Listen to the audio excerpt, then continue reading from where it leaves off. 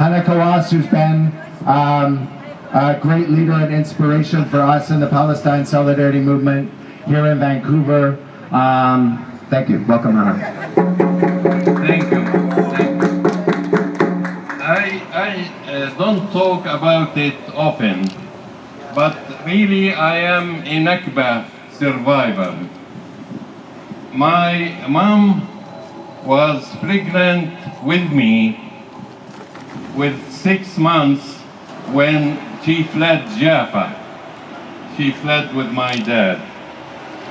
Yesterday I said I'm gonna talk to her to see what she remembers from that terrible day that befell the Palestinian people. She couldn't remember details. She couldn't remember even how long she was pregnant with me. It was 6 months. It was in April when the Zionist gangs attacked Jaffa. But all she said, all she remembers is bullets whizzing over their heads when they were fleeing in a car. That's all she remembered. Bullets flying over their heads when they were forced out of Jaffa. And when I mean forced, because it means forced. When you have bullets over your heads, that's what it means. You were forced of your hometown. This is one thing. So they fled to Bethlehem, with their original hometown. They were in Jaffa. My dad and even my grandmother was there with my uncle George. They were working. My dad was working in Netanya, and my uncle George working in a German company. I forget the name of it. But that's what happened. Even my grandmother stayed behind after my dad. She encouraged my dad and my mom, because she was pregnant, to flee back to Bethlehem. Again, we faced the same thing in 1967. With different tactics, with more clever tactics of the part of the Israelis. They didn't ethnically cleanse the Palestinians in the West Bank. They imposed economic hardship on the people of the West Bank. Many people fled, mind you, due to the bullets and the fighting and the Israeli aggression on the West Bank, and Israel ended in occupying the West Bank. But you know, I remember then I was the oldest of 8 kids. I was a first-year freshman at Birzeit College. It used to be college, now it is Birzeit University.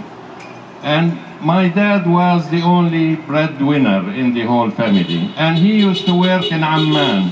He left in the morning of Monday, I remember it, because he goes to go to his work Monday morning and come back Friday, back home in Bethlehem. He left on Monday morning when the war started. And I remember the day and the date. So after they occupied the West Bank, they won't allow anybody to come back to join their family. There is no such thing as family reunification for the Israeli brutal mentality, the Israeli supremacist mentality, because you don't belong to your homeland or hometown or your property. So my dad couldn't enter. So after 3 months in September, we were forced to join him, because my mom sent me to consult with him, what should we do, because and my dad won't risk his life coming through the border. So he said, please come join me in Amman, we have a house here, and we're still waiting to go back to Bethlehem. Actually here, I have the deeds of our property in Bethlehem, and still I can't return to it. I have the deeds to my property in Bethlehem. Imagine yourself if you have a deed to your property and you can't go back to it.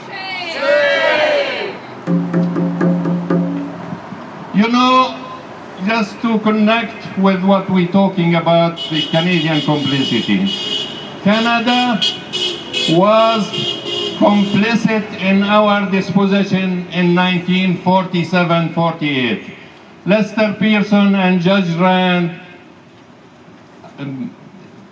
worked to pass the partition plan at the United Nations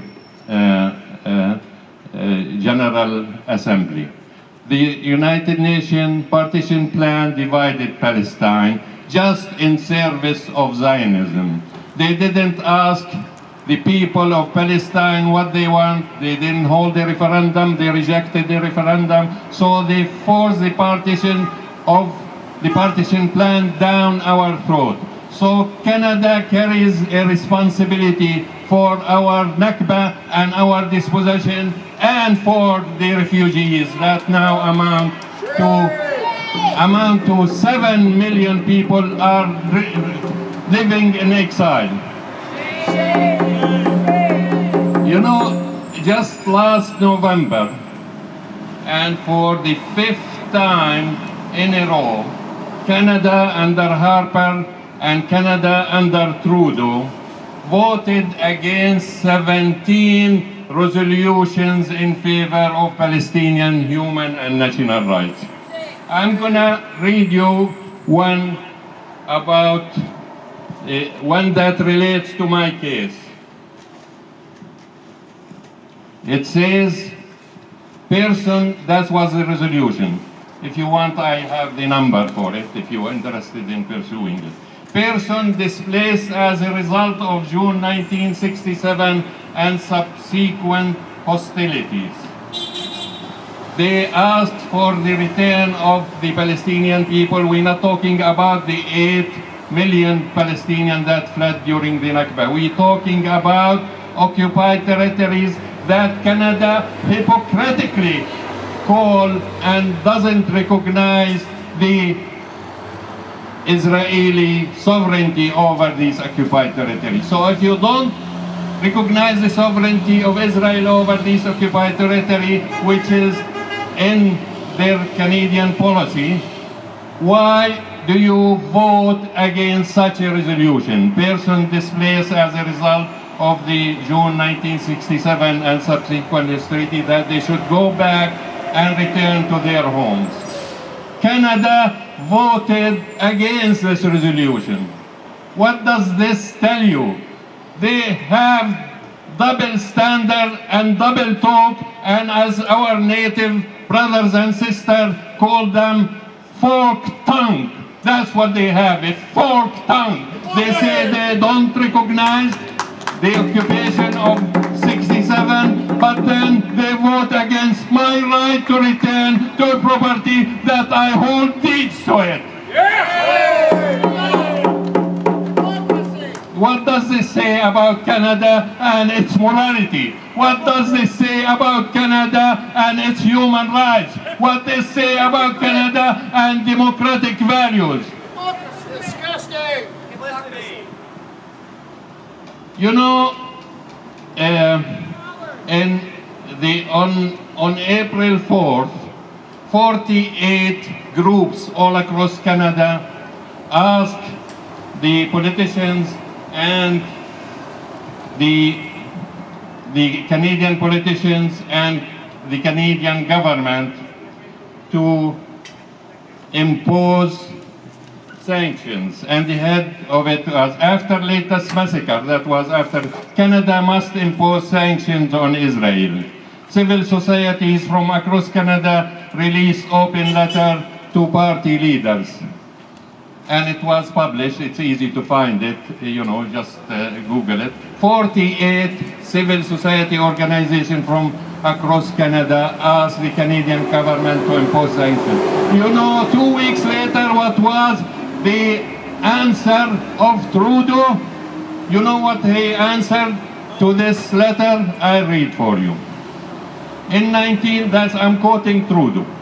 In 1948, Canada was one of the first countries to formally recognize Israel. 70 years later, Canada and Israel are united by democratic values and close people-to-people ties.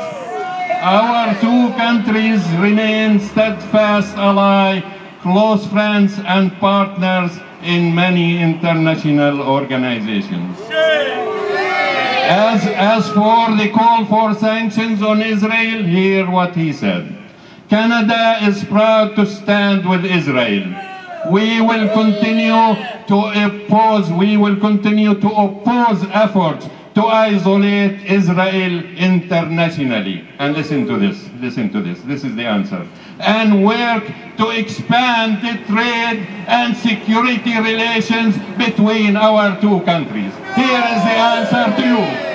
This is what Trudeau wants, to expand the economic and security relations with Israel. Shame on Trudeau, shame on this government, and we tell Trudeau the Palestinian people will win. Even after 100 years, we will win. We will return to Palestine, and we'll hold all those responsible from Trump to Trudeau to all these who support the Zionist project.